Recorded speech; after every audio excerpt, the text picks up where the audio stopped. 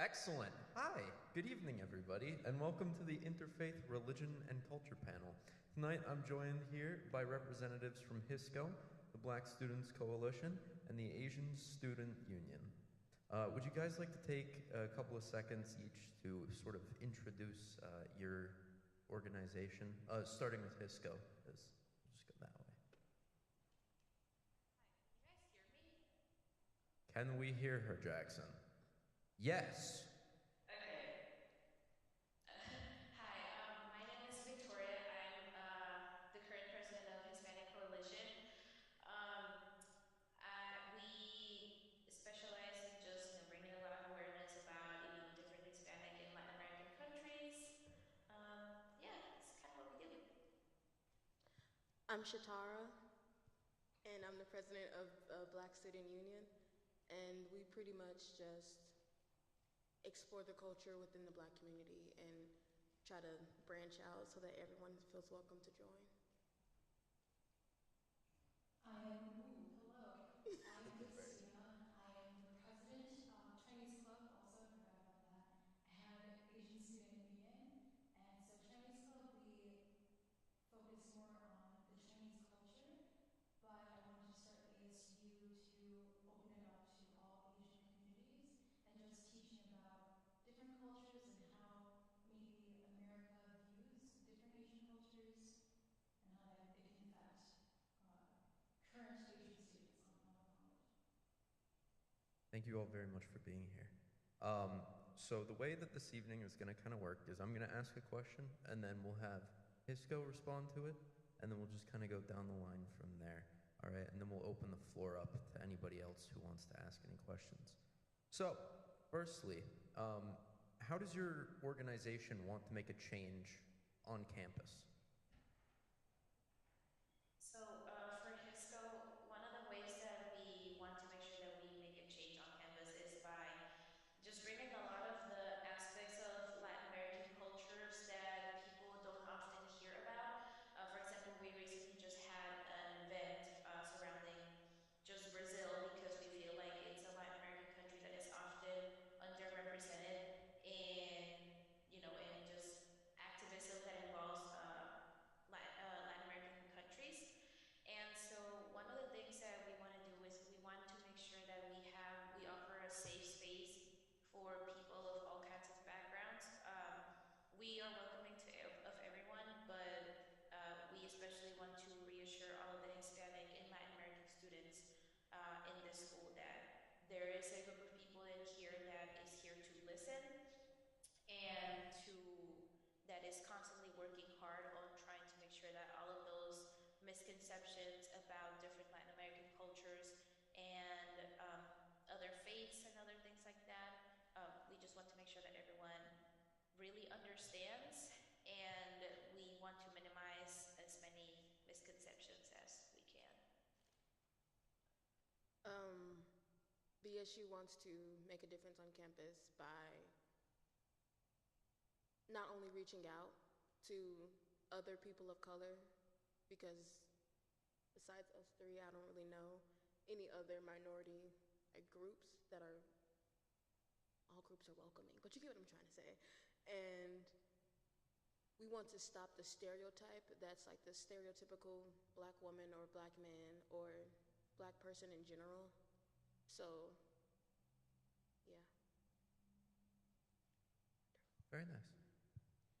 So ASU specifically, we wanted to create a more welcoming community for the Asian students because there's not a lot of Asian students on campus, and I wanted to form this sense of unity and make these connections within each other and maybe the staff and faculty also, just so they know that they're not alone and that they have people to rely on and have these resources to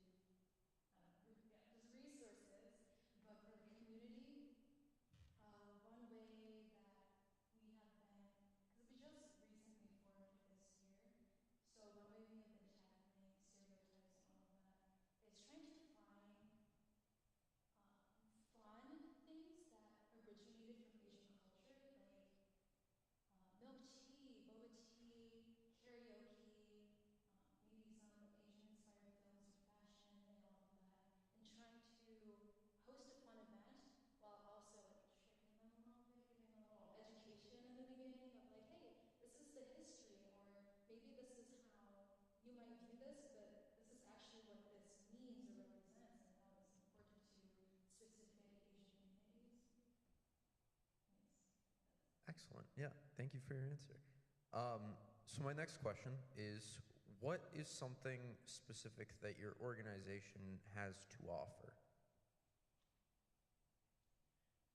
Well, kind of like I explained a little bit before, one of the things that we want to make sure that we offer is that we are a very welcoming environment for any students, but especially Latin American and Hispanic students on this campus. But we also have different things to try and make sure that we can help everybody as much as we can. Uh, One example is that the Hispanic Coalition, actually, we have a book scholarship that we offer for students that are involved in either in Spanish classes or Spanish major, minor, etc. Um, but recently, we actually expanded that so that any international student that came to the school um, could also apply for our scholarship. So um, that's one of the things that we offer. Like we want to let people know that we're here to support you. Uh, yes, like emotionally, like that's a part of it, but also like if we can help you to some degree, even in the financial aspect, we want to make sure that we tackle that as well. So that's one of the things that we are very proud to offer for people. Um, and yeah, just our meetings is another small example where we often just we get together, we talk about things that we have to talk about. Okay, let's organize this, let's plan that. But we also offer our meetings as like a space that is safe for anybody to talk about maybe some things that they're going through, maybe some what are they feeling, if there's any problems that they're facing on campus, that there's something that we could do for them. That's something that we always want to make sure that we're constantly offering. Um, so yeah, just in short, like we just try to be there for students in as many ways as we can. Yeah. Very nice. Very similar to HISCO. We offer a welcoming and safe space that anyone can come and give their bad time to forget a word. For lack of a better word, opinion on like different issues, maybe political, social, economic, on views like that. But not always so serious. Sometimes we have like fun things to do. Like this past February, the last event we had a night in Black culture. So pretty much we did karaoke. I just learned that where karaoke came from. I didn't know. I'm so grateful. Um, we did karaoke. We taught some line dances, and we just had a ball, and it was very fun. So we don't have a budget because we just formed. So we couldn't really do a lot, but one thing I was trying to focus on was collaborating with other diversity or just other organizations in general and trying to make these connections just not with other Asian students or faculty and staff, but other student of colors and just, fellow students in general, just to let them know like, hey, there is Asian students on campus and they want to be heard. They want these events to happen. And so one thing we did was ACUB had this international night and we focused on like each diversity, culture, language club focused on a country or culture. And with that, I was really happy because I was able to share about my own culture just because I am Hmong and it's a minority within the Asian culture. So I hope with this, once I graduate this year, my underclassmen and the other people in the club are able to share and just, dive deeper into the various Asian minorities that not a lot of people know, because people just look at Asia as East Asia as China, Japan, Korea, but it's just much more than that. So that's one thing that we've been focusing on. Excellent. This next question should have a pretty short answer to it, but there have been misconceptions on campus that like people who are descended from certain cultures can't join certain organizations. So the question is, who can join your group? For Hispanic Coalition, I mean, we are open to like anyone in this campus that wants to join us. Um, I mean, like I said, we focus on bringing support to the Hispanic and Latin American students, but anybody can join. The same way that I have been welcomed in organizations like, for example, Asian Student Union and Black Student Union that who are both here. The same way that I have felt welcome to join their organizations. That is what HISCO tries to do for other people as well, regardless of background or language. Excellent. Everybody. Very nice. Short and sweet. You'll love to see it. Yes, it's open to anybody, but I'm gonna be like truthful. It is catered more towards the Asian students just because there's not a lot. But it's not just disclosed specifically for Asian students. It's so that you can hear that discussion and the just in person of your fellow Asian peers to hear their opinions on topics that you might not even have known were hurtful to them, or things that they just liked in general about their own Asian culture. Thank you. You kind of have all already touched on this, but could you just talk a little bit more about what the values of your group are? Yeah, so actually, recently, for us in the Hispanic Coalition, we just came up with a new logo. And one of the things that we did was also is that we created a slogan in Spanish, which says "Justicia, Libertad, Fuerza e Igualdad," which just literally translates to justice, liberty or freedom, equality, and it's just our those are essentially the values that we hold closer to like the core of our organization. Um, but one of the things that we always want to offer and that we want to highlight is that um, acceptance is also a very big value of ours. Excellent. Some of the values we hold dear are respect, self-growth. Had like four more, I swear. And just treating others with respect. Health, there we go. Because I'm always getting on them about eating. Like they told me that they haven't eaten by the time we get to the meeting, which starts at 4, and you haven't eaten. Yeah, like bondment. Is there a word for that? Bondment? Bonding? I don't know. All right. And Asian Student Union. Okay, so I just forgot what I was gonna say, but I guess mainly it's the inclusion. Like I probably said every answer. I'm sorry, I'm repeating myself, but just including all different Asian cultures. Just because there's Singapore, Indonesia, India.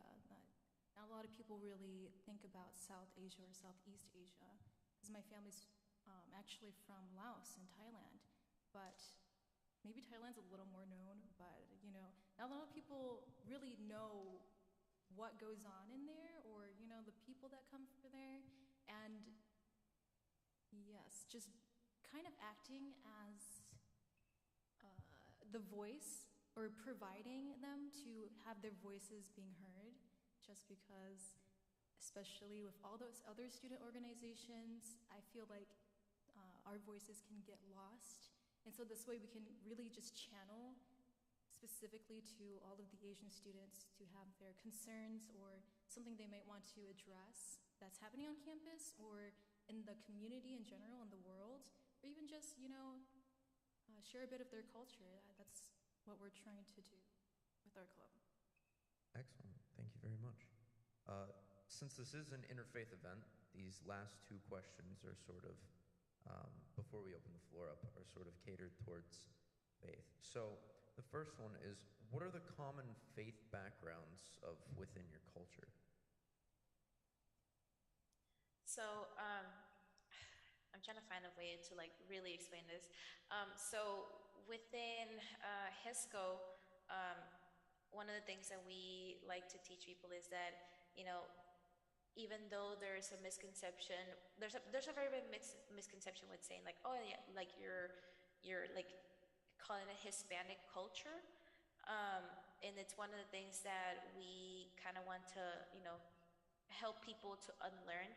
And so one of the things that comes with talking about faith in Latin America in Hispanic countries, um, is that there's just so many different kinds of like beliefs that exist. The biggest one in Latin America being Catholicism. That's like the main religion that is practiced in all of these Latin American countries.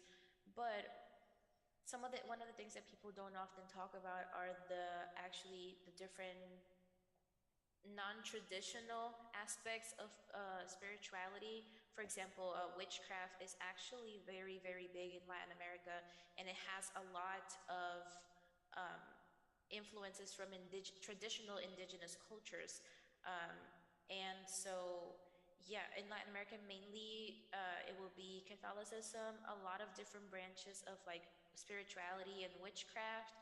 Um, but also, one of the things that I recently learned actually is that in Latin America, it's been noticed that the population of Muslim people in these countries is starting to increase, especially in Chile, which is a Latin American country that is not often talked about either.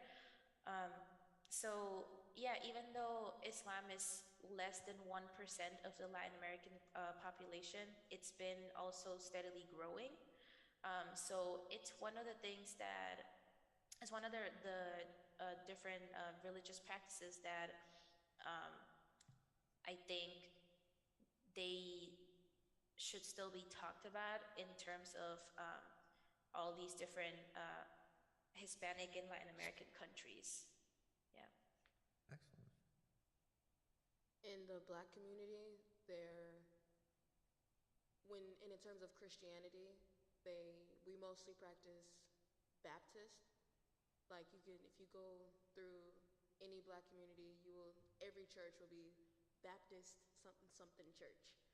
And me personally, I'm not a Christian, but I'm spiritual, and I don't know if it's a new rise, but it's definitely starting to become more of a trend for people to get in tune with their spirit and oneself in the universe rather than like a being, like a god.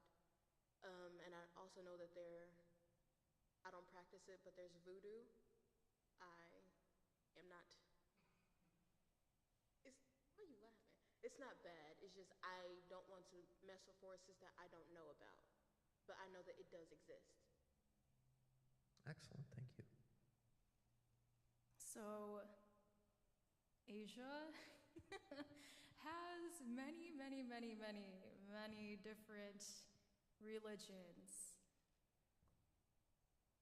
And it's just a lot. So I'm just gonna be a little selfish and talk about myself. So I'm Hmong, and that's spelled like Hmong, not Mongolian or anything else like that. So we technically don't have our own country, and my family originally, most of them, Hmong people, are from Laos. But during the Vietnam War, the Communist Party kind of like was like, get out of this, whatever, we're gonna kill you. And then so they fled to Thailand. Oh, I'm sorry. They first were shamans. So it's kind of like believing in spirits, and specifically ancestral spirits, like good and bad. I'm not a shaman, but yes, it's like everything, every family, every tribe, every place kind of has their own spirits. But as they went to the refugee camps to escape the war to Thailand, that's where Christian missionaries from America came to help, and they're just teaching them about Christianity, and also, what is it called? Hosting, being a host family, or like churches would host Hmong families to come over to America so they can escape the war, I guess, and also, just teaching them about Christianity in general. So both my parents learned about Christianity and they came over to the States, and I don't know, I've just been Christian all my life. We do have our own, I'm not sure if it's like a denomination, but we have our own like Hmong Alliance church district thing. I don't know what to call it, but we focus mainly on missionary work just to give back from the help that we gained from the Christian missionaries who first helped us come over to the States, but also to go back to Thailand specifically, to the refugee camps, because not a lot of Hmong people were able to come to the States because they only allowed a certain amount.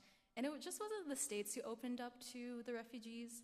It was also like France, Australia, some Canada. I almost said Canada.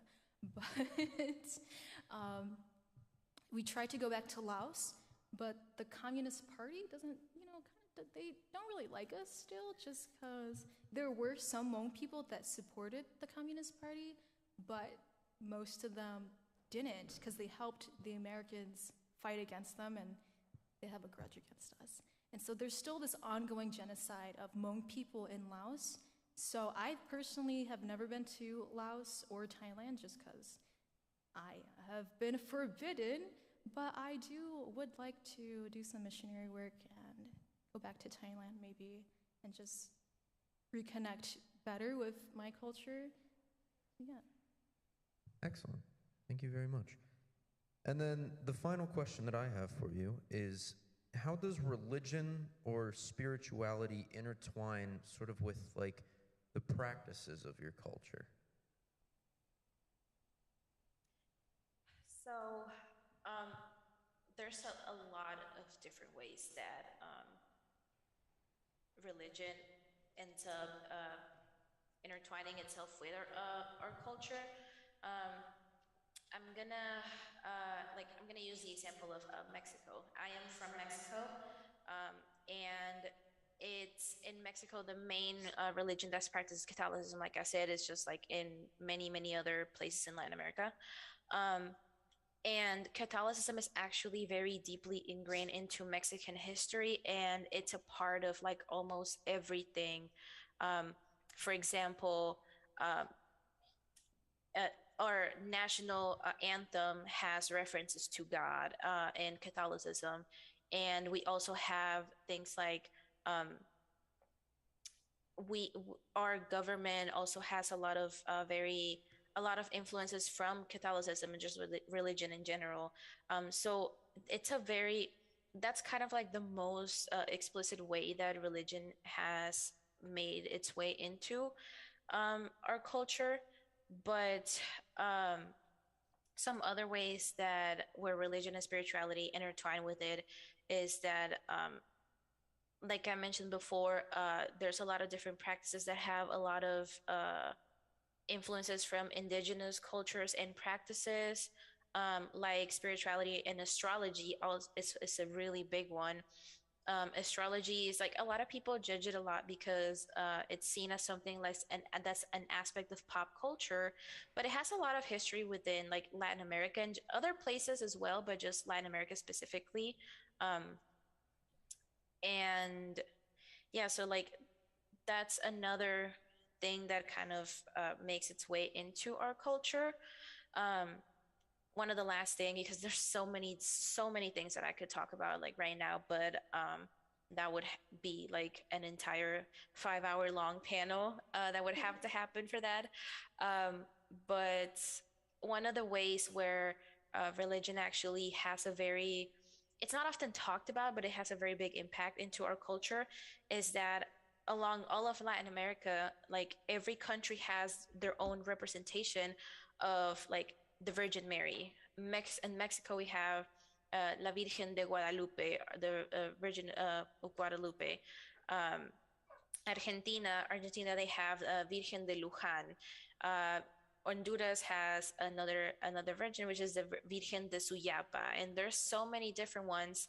And within all of these representations of the Virgin Mary, there is something very beautiful about being able to actually see yourself within the physical representation of the Virgin Mary, who is, protecting uh, the people that practice this religion and just everybody in general.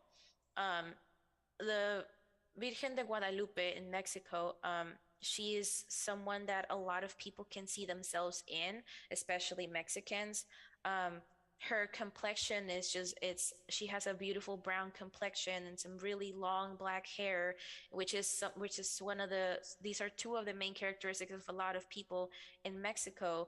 Um, the Virgen de la Concepción Aparecida, which is from Brazil, she has a darker complexion and a different texture in her hair, and that's it. This is a pattern that is seen in all of the different. I think they're called like Marian apparitions.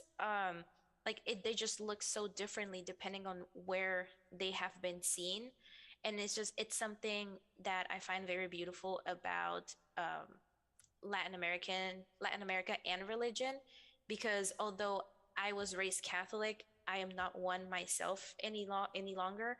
I've been agnostic for a few years in my life, but I've always been able to really appreciate that specific aspect of religion, because I think that everybody, regardless of who you are and what you look like, you should be able to see yourself within the very thing that you believe in and you hold close to your heart and your spirit. Excellent. Thank you.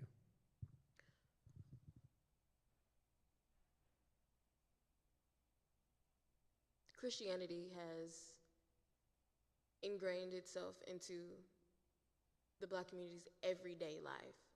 For example, in pop culture, if you look up any artist, any rapper, R&B artist, there will be some mention of God.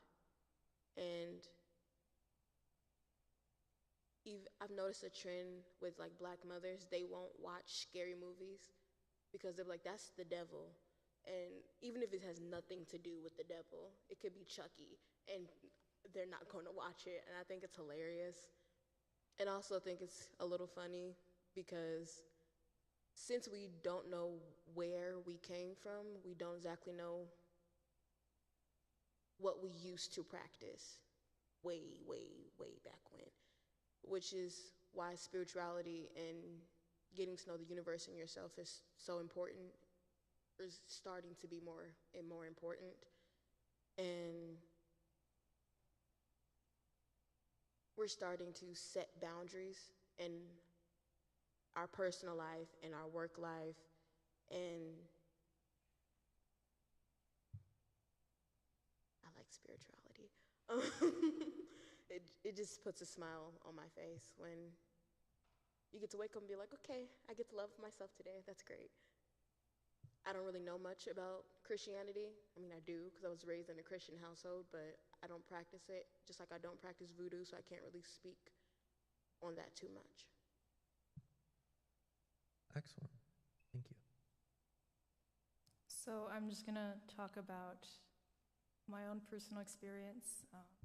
So our church, we do have different, I think we do have like Protestant Christians, Baptist Christians, I'm not sure. There's like different sectors or something all across the nation where different Hmong people, they're Christian, but it's like different denominations. But mine specifically is like the missionary one. Or actually, I think they all fall under the missionary district overall. But one thing I noticed with just Christianity in general in the Hmong community is that they still kind of keep some of their shaman like mentality or traditions, not really like talking about spirits and ancestors, but like respecting ancestors and respecting elders and keeping them like almost like a priority, just respecting them and taking in their wisdom. So normally who runs the church are the elders, and the Hmong culture is more patriarchal, so it's more heavily like led by men. So our churches also reflect that. So it's like basically a lot of old grandpas who are running the churches, and they divide it. It's very much divided in the Hmong culture and in the church of like men, women, young adults, and then children. So we have like when we even have like classes during sermons, or not sermons, service and all of that, we would divide up and we would go into like siches, those are the men, and the naches, they would go together, those are like the mothers, the women, and then the floor, that's the young adults, everyone from like 18 and up who has not been married. So even if you're like engaged or something, you're considered a young adult. You can be like 35 and single, and you'll still be called a young adult with like the 18-year-olds. And then the children, will have the children Bible study for them too. And just in general, we still kind of keep some practices, some traditional practices that are normally seen with shamanism. Oh my gosh, what is it called? I forgot what shaman, the plural, whatever word version of that is, but one of the most things that are connected to like spirits and all of that is our clothing and our jewelry. I wore one to show an example. So like the main parts of the necklaces are literally called, or like spirit locks. And it's just to remind us of when we were enslaved by the Chinese people many years ago, or decades, thousands of years ago, but also to protect us from evil spirits or harm. So, it's not really following Christianity, but more Christian Hmong people will still wear these necklaces, not for like the ancestral spirits, but just to keep the culture, if that makes sense. And even with wedding ceremonies, it's, we actually will have two different weddings. There would be the traditional Hmong wedding, and then we'll also have like the traditional American wedding with the white dress and all of that. So it's kind of like you'll have it at the church, and the traditional wedding is, it's more for shaman people, where they have this thing called kite. They tie. It literally is like tying of strings around your hand, and you'll see, if you ever look up like Hmong weddings, you'll see like a bunch of like white strings that are tied on them. And I'm not too familiar with it because I don't practice it, but it's to prepare the wife to go into the husband's family, to their house, to be accepted by their family's spirits and all of that, so she doesn't get harmed and their kids don't get harmed or something like that. But we still do that, like Christian Hmong people, we still hold those traditions. We just don't do the tying. They normally like drink and do these negotiations of the bridal heads and all of that, but it's gonna get into a little too much, but we still do the main practices, just not focusing on spirits. And we'll yes, I think that was it. Sorry. No, that was excellent. Thank you very much. I have no further questions, but at this time, I would like to open up this microphone right here if anybody else has a question that they would like to ask.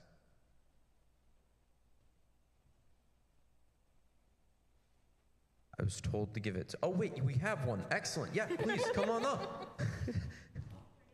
Yeah, because... Oh, she'll get it. Never mind. Is it on? It is now. Excellent. I was just going to ask, I know you talked about this a little bit, but how do your religious traditions kind of intersect with your social traditions. So like Christina talked about weddings and everything, but like even other social traditions like birthdays and holidays, like how does your specific religions or like the religions of your culture intersect with those traditions as well? Excellent. Victoria, could you hear that? Because this morning we had problems with the Zoom thing with hearing audio from other microphones, but could you hear it? Yeah, I caught everything. Yep. Excellent. So for me personally, I, like I said, I'm agnostic, so I haven't been practicing Catholicism for a very long time now. However, what I can say is that in social circumstances, religious still holds a very big part of a lot of these things, actually. Like the example that was just talked about, birthdays. It's very 99% of the time that you get a message from your Latin American relatives about your birthday, they will say something along the lines of happy birthday, God bless you, and but it will be more like que Dios te bendiga, but which is more like like it's just like a lot of these things happen, and they're said in a lot of social circumstances. Also things like when you talk to somebody, whether or not you've known them for a very long time or like just 5 minutes, it's just something like, sometimes depending on the person, you might get told, oh, que Dios te bendiga, which will be like, may God bless you, or something like, when they ask you how you're doing, it's like, oh, muy bien, gracias a Dios, which means I'm very good, thanks to God. So religion has a really big impact in a lot of social circumstances. And I don't know that, things like spirituality, like what I practice personally, it doesn't have like it doesn't directly intertwine with my everyday life, but it has helped to see some things in a little bit of a different lens that I wouldn't have seen, before. I don't know how really to explain that in a way that will make like perfect sense, because it's very hard to verbalize a lot of these things, because mostly these are like, feelings and experiences. But I would definitely say that Catholicism has a very, it plays a very big part in just, very normal social situations. Yeah. With my familial social life, we celebrate birthdays and holidays pretty much the same as everyone else does. But I have seen, like on New Year's, people will stay in the church all night, and I've done it once. It was kind of fun. I wouldn't do it again, but it was fun, and I do see the value in it. But in my social life, with my spirituality, which I recognize that I didn't clarify what that is, it's mostly just with the universe and your ancestors. Yeah. In my social life, when I'm talking to someone who is Christian, I recognize I have to be mindful, and I change my language sometimes, because I have my friend, and she will talk to me about God, and I'm like, yeah, but like I know what she means. So like I have to like translate it in my head. Her God is my universe or my ancestors. So I try to not say out my mouth, I don't want to talk about that because I'm not this religion, because that's disrespectful. So I try to relate to other people in my social life. Excellent. So one thing, just a similarity between Christian Hmong people and shamanism, no, what? Shamanism. Shaman Hmong people is that family is a very big aspect in food, just in general. if someone comes to visit you at your house, you welcome them in and you feed them food. Regardless if they're hungry or not, they will consume food. They will have a full course meal and they will have to eat. So it's just very like welcoming and inclusive to, well, I don't want to say inclusive because it's mainly to other Hmong people, but just in general that has been incorporated and reflected with like Christianity of, just loving other people as your neighbor. I could literally not know this random Hmong lady, but I would still call her like my aunt or my grandma or my cousins. Like we have a very, like, I'm sure it's similar in different cultures too, but like my cousins, I would call them my brothers and sisters. My dad's cousins, I would still call them my aunts and uncles, and my grandmother's brothers and sisters, I would still call them my grandma and grandfather, if that makes sense. And so it's just kind of like even in our language, we would just include everyone as family, especially if you're invited to eat or share a meal with Hmong people. That means like you're already family. So because our food is very important, and just sharing that time, it's really based on the community, which I feel like Christianity is also focused on, is building that community and building those individual relationships between each other. And I lost my train of thoughts, but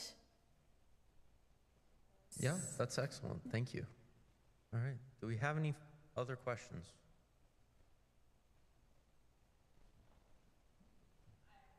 Excellent. What is your favorite cultural and or religious spiritual practice?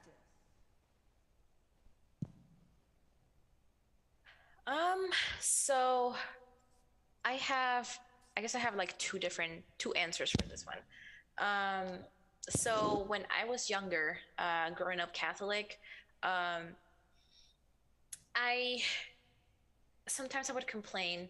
More often than not, I would complain. But I used to really enjoy going to church with my grandma. Every Sunday we would go to church around like noon, and it was like the really. It was in a very small like chapel where everyone knew each other, and my grandma had a very close relationship with a lot of the people that were like working like in this chapel and other things like that.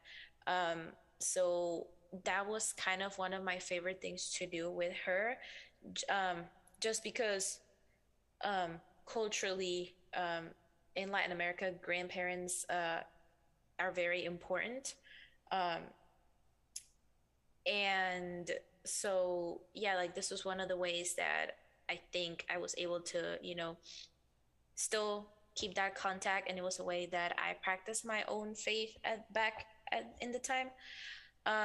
Now that I've kind of changed my beliefs a little bit, I really think that one of the things that I enjoy the most about my own spiritual journey it's just been like that refreshing start that you get when you perform, for example, like a cleanse. I know one of the most common forms of cleansing that people are familiar with is like using sage to smudge your house or something like that. Just little things like that, or doing simple things like connecting to the universe and anything else that is above me, through things like doing tarot card readings, like just different things like that. Anything that involves getting like some sort of a fresh start, or like a refresher of like this is like that reminds me of who I really am. Those I think are my favorite ones for sure. Excellent. Thank you. I also have two answers. When I was being raised as a Christian, my favorite practice is the gospel music. That is one thing I'm not ever gonna let go, because I will sit in my room and jam to gospel music all day. I know every word. And in spirituality, my favorite practice would have to be cleansing my crystals because I feel so at ease afterwards. Like I can breathe because I don't. In preparation to cleanse the crystals, I don't want to cleanse them in a dirty room. So I would clean the room. And I don't know if other races do this, but after you get done cleaning, we'll light a candle. I have like 6 candles, and I'll light the candles, and then I'll clean, and then it just makes me feel lighter, like physically lighter. Thank you. So now I just remembered what my answers were for the last question. So we do have like for regular holidays or like birthday parties in general, we would pray, we would have fastings and all of that, and we'll have like huge buffet style, banquet style that we just invite all of our families and other churches. And especially with the New Year's, we go to church on the New Year's and we celebrate together and, talk about normal like New Year's resolutions or favorite things from the year, but also we would dress up in our like traditional clothing. We also have like sometimes we'll also combine it with like a missionary themed sermon where we would talk about different countries or specifically Thailand in general of what has been done or what we can do or what we can help with. We're going to the current question, which I kind of forgot. What was it? Oh, favorite thing, sorry. My favorite thing is just the community that we have. It's like for funerals, it's kind of sad, but it's not just like if someone passed away, you would ask your church, to kind of help with it. It's that church will help with that funeral, and our funerals are at least 3 days long, and what they do is your church will reach out to the other Hmong churches in that general area, and so it's not just like, so we have a Detroit church, a Warren church, Pontiac church, and a Lansing church. I think we have a couple churches in Detroit, in the Detroit area, like maybe 5, 7 plus. And so what happens is they all come to help prepare food, because what happens is you have these 3 days and you have like parts of the sermons where you're praying and just either fasting, but then there's also a time where you go back to the church and you're eating and you're seeing all your other family members and just connecting with other Hmong people from other churches who have been helping you. And so what they're helping is with mainly like cleaning and setting up, but cooking also, like that's the very big thing. Like every time for funerals, even for weddings too, it's the same way. It's not just like your church who is hosting it or like helping you, it's all of the Hmong churches. Like I would go to one of the bigger churches and be helping for a wedding that I don't even know who they are, but I would be there, and it's not just like you're cooking just for those 3 days. You are going out and preparing for this almost for a whole month, and you start cooking a week before, and you're cooking that whole week, preparing for all these foods, and it's not just like some people will even take work off for like this whole 1-2 weeks, because especially like the grandmas and the aunts, they're cooking from like 5 a.m. Like I don't even know how they function, but they're just up. I've never seen them just sitting down and resting. But that's one of my favorite things, is just seeing everybody come together. Excellent. Thank you very much. Thanksgiving for every celebration. All right, well, it seems like things are kind of dying down. You still have one more question? I got one that will be a good one. You hit him with it. What is one way that the campus community, whether that be like staff, faculty, students, can help make a more welcoming environment for your culture and or religion and spirituality? That was a good one. Yes, that is a really good question. So one of the things that I always say is that, representation is key. So it's not I guess, so it's not just about looking at the numbers. For example, oh, how many students of this specific background do we have? And how many of this other background do we have? And, it's not about, picking and choosing who to support, it's more like regardless of who is in the college, regardless of how many students of a certain, ethnicity or diverse or a specific diverse background, no matter where there are, there should always be some sort of representation for people that are often not represented at all or very little. I think that if there was an easier way to really get our messages across to the entire campus, including staff and faculty, just bring awareness to a lot of issues and just bring that sense of representation for every single student. Even if I was the only student of Mexican heritage in this campus, which I am definitely not. Even if I was the only one, I would really appreciate seeing somebody like me being represented within this campus or something like that, or just anything in general. And also, I think that another thing that I feel like the school could do to provide a more welcoming environment for other people, regardless of like their background or their culture, religion, spirituality, anything like that.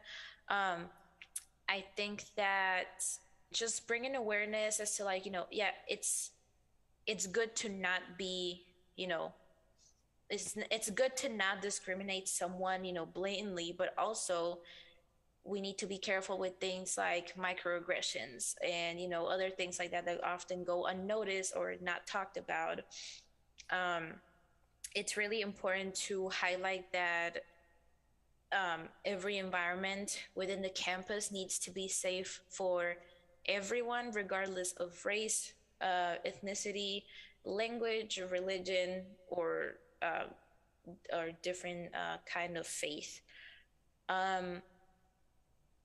Yeah, that's pretty much my answer. If I had to just say one word, I would just say representation. Representation and just listening to the students when, if something is happening. Don't just, belittle their feelings or, anything like that. It's just about representation and having a good listening ear where you're not just hearing us talking, but you're actually listening and consuming what we're saying and using that to help people of diverse backgrounds. Thank you. Victoria, you took the words right out of my mouth. Besides what Victoria said, that was my answer.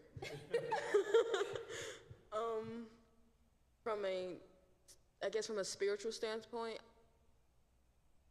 when religion is when I get the email on my phone and I look at it, I don't disregard it, but in my head I'm like, okay, I'm not involved in this. So from a spiritual standpoint, I don't know too many people on campus that have crystals in their room and are getting together to cleanse them. I have no idea what to do because I'm just starting my spiritual journey myself. But from a social standpoint, what Victoria said, representation.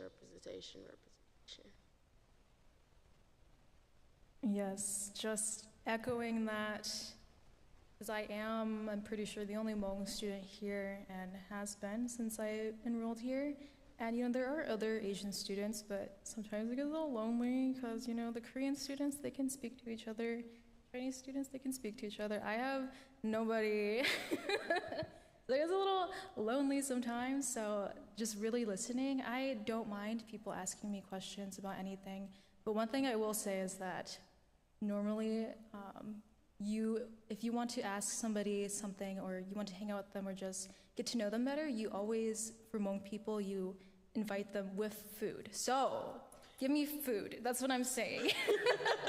I'm kidding, but I forgot I was going to say something. Oh, One thing I did notice this campus did, wow, that was not a good sentence, but it was, when they renovated this church, they kind of rebranded it in a way where it was definitely more inclusive, not just, because, you can be inclusive with your words and, having events and all that, but if the physical place that you're holding it in isn't inclusive, it's kind of like, I don't know if I feel comfortable meeting here again if they're not hosting it for us. So I really liked how they remade this church, especially downstairs. I really liked how they incorporated the voodoo station. Like, I never knew about that, but it was really interesting to learn about, and I really liked that separate prayer room. I just love it overall. I just love how this church, I guess, what is it? Is it rebranded as another title, or like just temple or something? But I really liked how this campus took this church and made it more inclusive. Excellent. I have Thank a you. question. Yes. What is a voodoo station? It's a cleansing station, and it is located in the basement. Very cool. All right.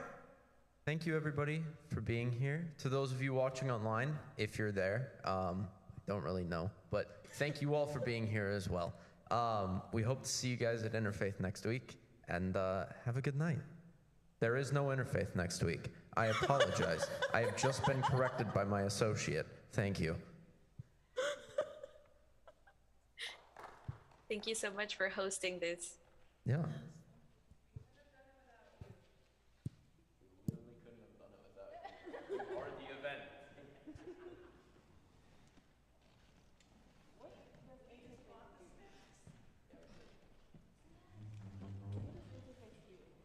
We interview people.